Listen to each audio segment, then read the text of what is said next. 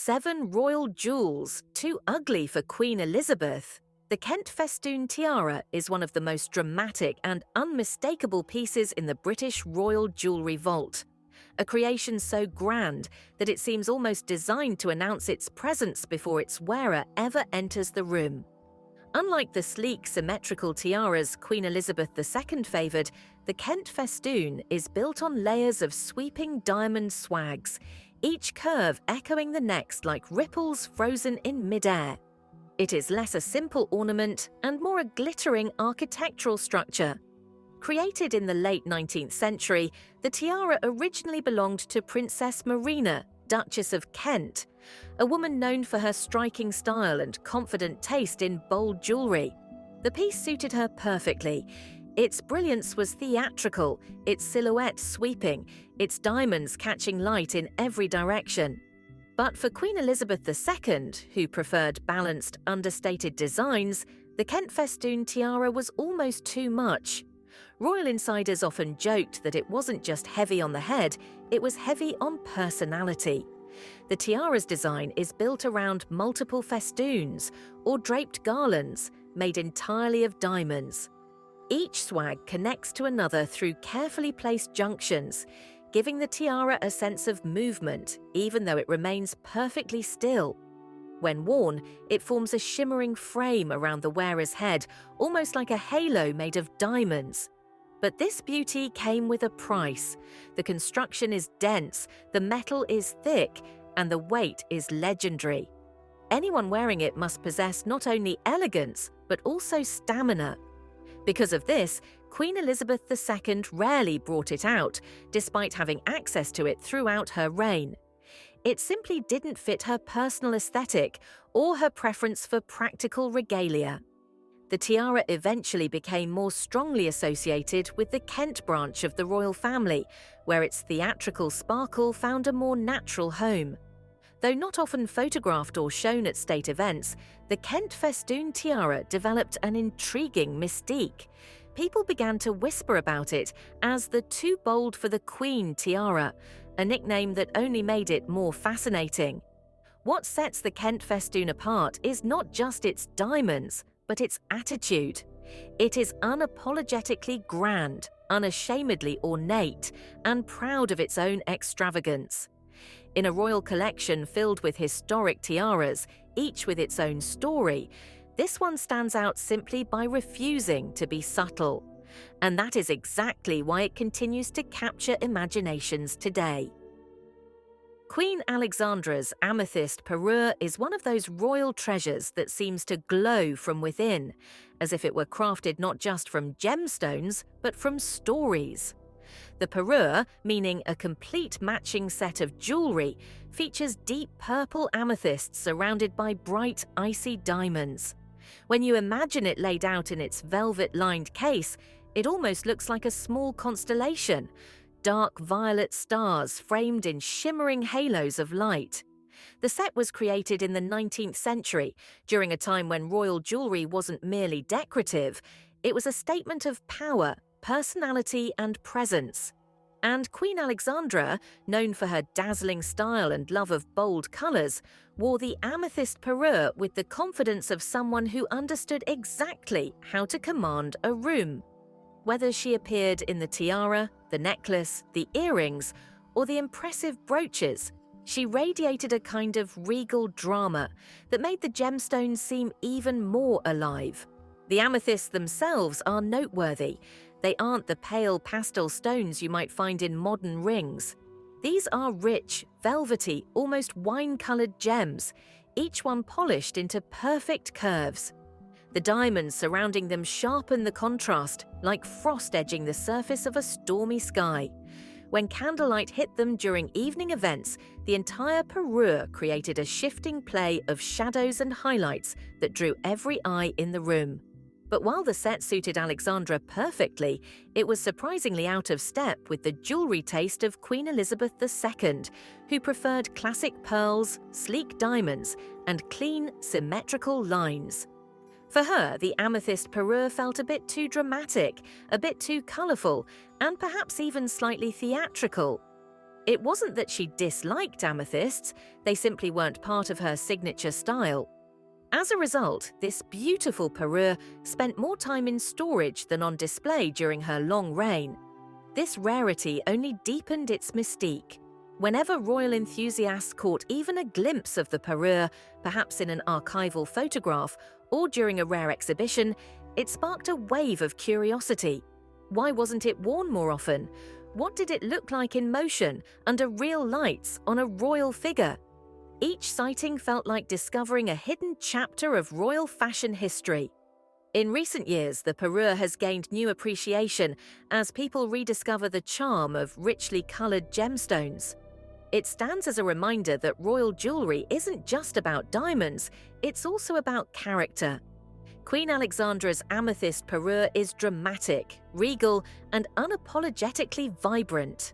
It might not have fit Queen Elizabeth's personal style, but it remains one of the most enchanting, story-filled sets in the royal collection. An amethyst dream from another era, still glowing with its original magic. The diamond diadem with pearl drops is one of those intriguing royal pieces that rarely appears in public, yet sparks endless fascination whenever its name is mentioned. It lives in the shadow of a far more famous diadem, the iconic state opening one, but this lesser-known creation has a personality all its own. If the classic diadem is crisp, regal, and perfectly balanced, the pearl drop version feels almost playful, even theatrical. And that contrast is exactly why it didn't quite fit Queen Elizabeth II's personal style. The diadem's structure begins in familiar territory, a gleaming frame of diamonds arranged in elegant traditional motifs. The upper portion features shapes that resemble small leaves and stylized arches, each lined with carefully set stones that catch the light with every slight movement. But where the piece becomes truly distinctive is in the row of pearls suspended from the top. These pearls aren't fixed in place, they dangle freely like tiny pendulums, each one dangling from a delicate diamond hook. When worn, the pearls swing with every step, every breath, even the faintest turn of the head. For some royals, this gentle movement adds life, sparkle, and drama to the piece.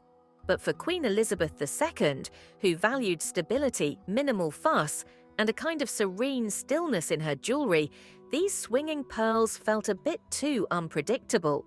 She preferred pieces that behaved themselves, tiaras that stayed exactly where they were placed, without fluttering or shifting in any direction. Because of this, the diamond diadem with pearl drops spent much of the Queen's reign tucked quietly away rather than appearing at state banquets or official portraits.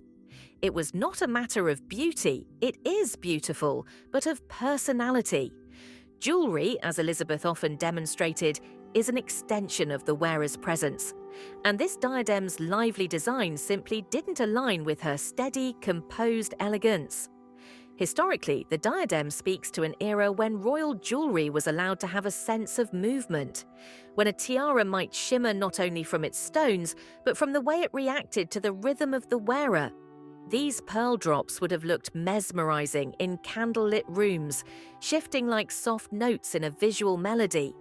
There is something almost cinematic about the way they must have swayed during long court dances or royal evenings of the past. In modern photographs, the diadem appears almost wistful, a reminder of a time when ornamentation dared to be dynamic. Though not often seen on Queen Elizabeth II, its charm lies in its individuality. It may not be the most famous diadem in the royal vaults, but it remains a captivating piece. A crown that seems to breathe, sway, and dance, whispering its own quiet story from the jeweller's box where it waits for the right royal moment to shine again. The Strathmore Rose Tiara is perhaps one of the most poetic pieces in the royal jewellery collection. A tiara that looks less like a piece of regalia and more like a fragile bouquet frozen in silver and diamonds.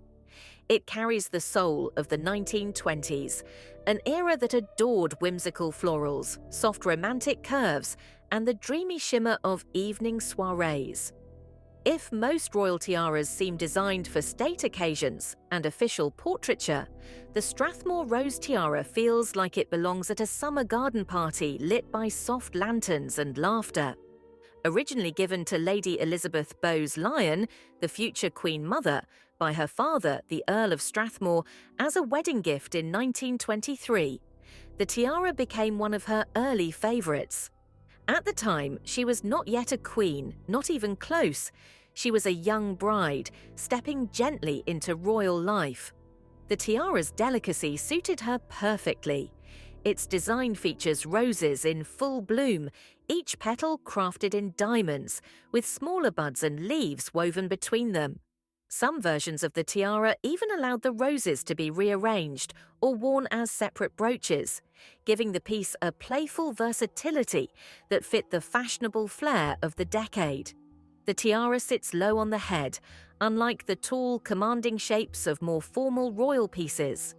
It has an almost fairy tale lightness, as if it were meant to be worn with floating chiffon gowns, not heavy velvet robes. That quality made it beloved in the 1920s, but perhaps also sealed its fate in later generations. When Queen Elizabeth II inherited the tiara from her mother, she respected its sentiment and history, but she never wore it publicly. The reasons remain a blend of speculation and stylistic insight. Elizabeth II gravitated towards structured designs, symmetrical diamonds, and pieces that communicated duty, stability, and regal authority. The Strathmore rose, with its soft curves and gentle whimsy, belonged to a world of princesses rather than reigning monarchs. Some royal watchers believe the low height of the tiara also made it difficult to pair with her hairstyles, which favoured clean lines that framed the face rather than disappearing beneath floral motifs. Yet the tiara's absence from the spotlight only added to its allure. Every so often, a rare photograph of the Queen Mother wearing it resurfaces, and interest in the piece blooms all over again. There is something enchanting about a tiara that feels so personal, so tied to youth, love, and a very specific moment in royal history. Today, the Strathmore Rose Tiara rests as one of the most romantic, dreamlike artifacts in the royal vaults. A piece that whispers of candlelit dances, vintage elegance, and the gentle confidence of a young bride who would later become a queen. Though Queen Elizabeth II never showcased it, the tiara remains a treasure of quiet beauty, waiting for a future royal moment when its roses might bloom once more. The sapphire coronet is one of the most intriguing and unexpectedly dramatic pieces in the royal jewellery collection. It is not the sort of tiara that sparkles with bright, airy brilliance. Instead, it seems to hold its own private weather. Deep blue sapphires arranged like fragments of midnight sky, framed in rich gold and accented with diamonds that glint like stars caught between clouds. It is beautiful, yes, but in a way that feels intense, almost gothic, echoing the era of its original owner, Queen Victoria. The coronet was designed during one of the most emotional chapters of Victoria's life. She adored sapphires, especially those with rich, velvety colour, and this piece was created as a romantic symbol of her marriage to Prince Albert. Its style reflects both sentiment and strength. Unlike the tall, sweeping tiaras that later queens would favour, the sapphire coronet encircles the head like a finely crafted band, low, structured, and full of deliberate precision. Each sapphire is cut into a rectangular shape, set side by side with diamond accents that emphasize the coronet's architectural rhythm. When you look at it, the piece feels almost modern despite being over a century old. There is a boldness in its straight lines and solid geometric design, a confidence in the way it refuses to soften itself with curves or floral motifs. It is unmistakably Victorian, powerful, intimate, and slightly brooding. Queen Elizabeth II admired sapphires and wore them often, especially her famous sapphire suite gifted by her father. Those pieces, however, sparkled with the polished, classic elegance that matched her public persona. The sapphire coronet, by contrast, had a darker, moodier quality. Its rich blue hues and gold settings felt more dramatic than the cool diamonds and pearls she preferred. Because of this stylistic mismatch, the coronet spent much of Elizabeth's reign safely tucked inside the royal vaults. It wasn't forgotten, its historical significance ensured that, but it simply didn't fit the image she cultivated. Elizabeth leaned toward jewelry that communicated steadiness, clarity, and tradition. The sapphire coronet conveyed something different, a whisper of romance, a hint of private emotion, a sense of Victorian intensity that didn't align with her modern, composed style. Yet its silence only made it more fascinating. When rare photographs of Queen Victoria wearing it circulate, viewers can almost feel the weight of history embedded in the sapphires. The coronet isn't merely an accessory, it's a symbol of a royal love story, an emblem of a monarch who balanced duty with fierce personal feeling. Today, the sapphire coronet stands as one of the crown's most striking but understated treasures. Its beauty is not the bright, glittering kind that catches the eye instantly. It is the kind that draws you in slowly, revealing new depth with every angle. And while Queen Elizabeth II may not have worn it, the piece remains a powerful artifact, a shadowed jewel with a glowing heart, waiting patiently in its box for the right moment, or the right royal, to bring its midnight colours back into the light.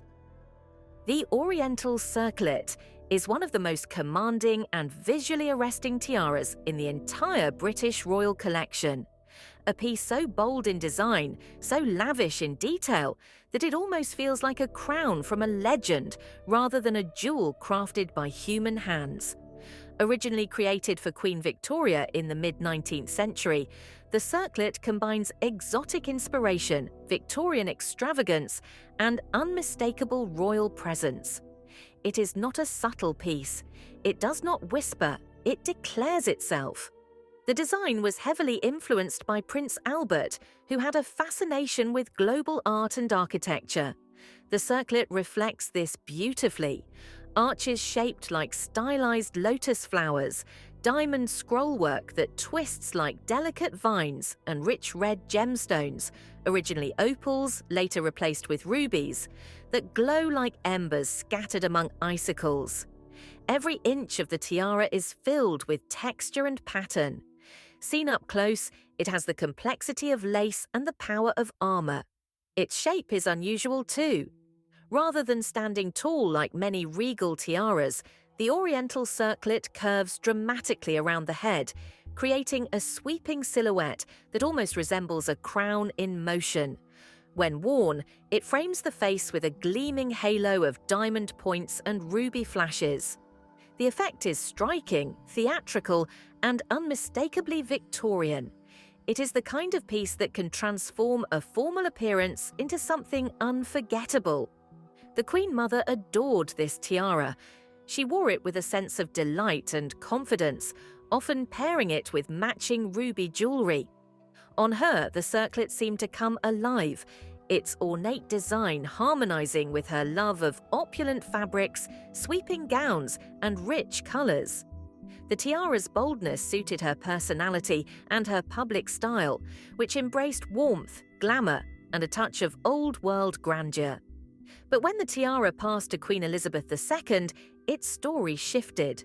Elizabeth respected its history, but she rarely wore it.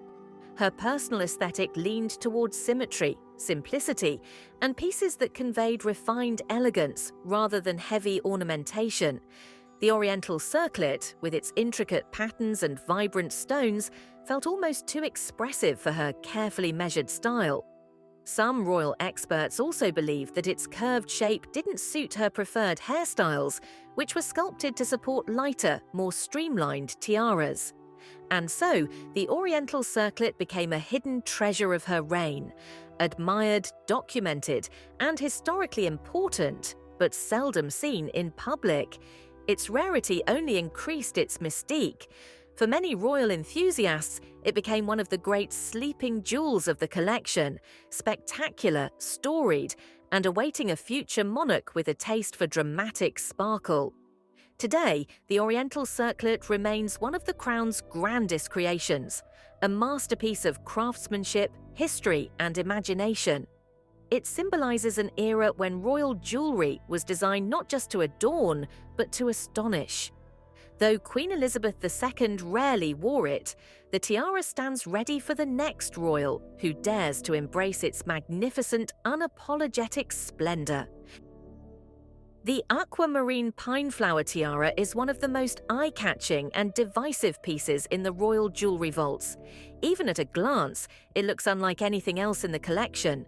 Tall, bright, and boldly geometric, it stands like a crown carved from ice, its pale blue aquamarines rising in sharp, crystalline points. Some fans see it as a masterpiece of cool elegance. Others compare it to frozen icicles or shards of winter light.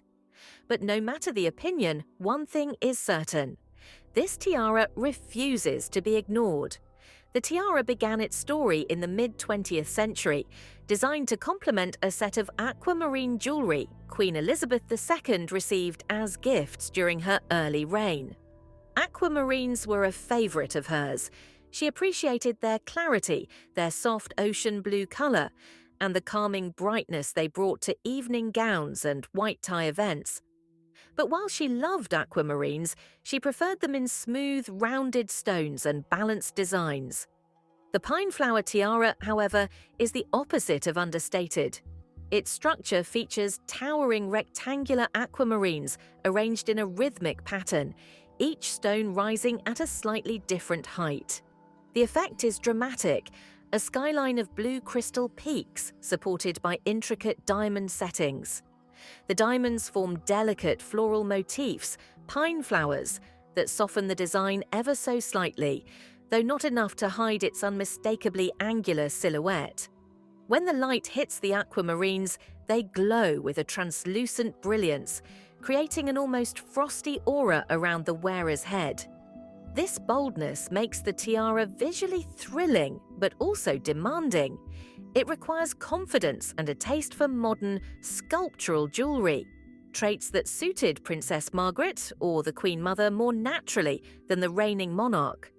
Queen Elizabeth II, ever consistent in her style, favoured classic tiaras with curved lines, low profiles, and traditional patterns. Her iconic look relied on symmetry and gentle sparkle rather than height and dramatic angles.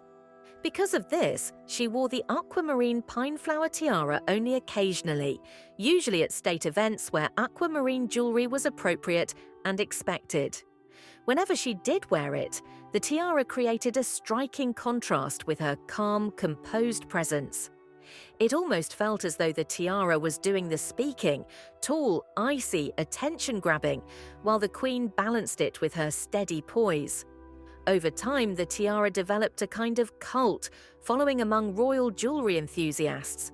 Some admire it precisely for the reasons others criticize it: its modernity, its intensity, its unapologetic height. It is one of the few royal tiaras that looks entirely at home in both vintage black and white photographs and modern high-definition images. Its blue stones seem to shift personality depending on the lighting, sometimes soft and watery, sometimes electric and icy. Today, the aquamarine pineflower tiara remains one of the most distinctive creations in the royal collection. It represents a moment when royal jewelry dared to be bold, contemporary, even experimental. And though Queen Elizabeth II may have preferred gentler shapes, this towering blue masterpiece still stands tall, quite literally as a symbol of creative design and the ever-changing tastes of royalty through the decades.